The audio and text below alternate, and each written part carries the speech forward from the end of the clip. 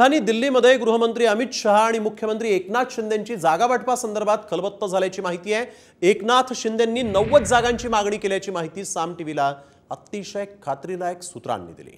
महायुती सरकारचा चेहरा म्हणून एकनाथ शिंदे सध्या पुढे आलेले आहेत। अशातच लाडकी बहीण योजनेच्या माध्यमातून शिंदेंना अधिक पसंती मिळाल्याचं चित्र आहे।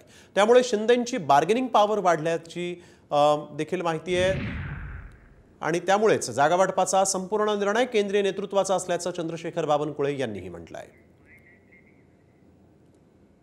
तो अधिकार केंद्रीय पार्लमेंटरी बोर्ड आमचे केंद्रीय नेतृत्वाचा आहे। आम्ही आमच्या स्तरावर देवेंद्रजी, मी, माननीय एकनाथजी, अजित पवार हे बसून सहमती करण्याचा निर्णय करतोय। समजा एखाद दोन जागेचा प्रश्न सुट राहिला तर आम्ही वर आमचे केंद्रीय नेते त्या ठिकाणी इंटरव्हेन्शन करतील। तर या बैठकीत नेमकी काय चर्चा झालेली आहे ते देखील पाहूया। एकनाथ शिंदे अमित शहांमध्ये दिल्लीत खलबत्त झालेली आहेत। शिंदेंची कमीत कमी 90 जागांची मागणी आहे। शिवसेनेच्या पारंपरिक जागांसाठी शिंदेंचा आग्रह आहे। महायुती सरकारचा चेहरा म्हणून शिंदेंना पसंती मिळत असल्याचं दिसतंय।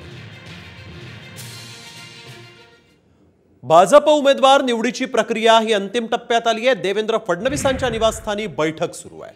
महाराष्ट्राचे भाजपचे दोन्ही प्रभारी भूपेंद्र यादव, अश्विनी वैष्णव, बावनकुळे, पंकजा मुंडे, रावसाहेब दानवे हे देखील या बैठकीला उपस्थित आहेत।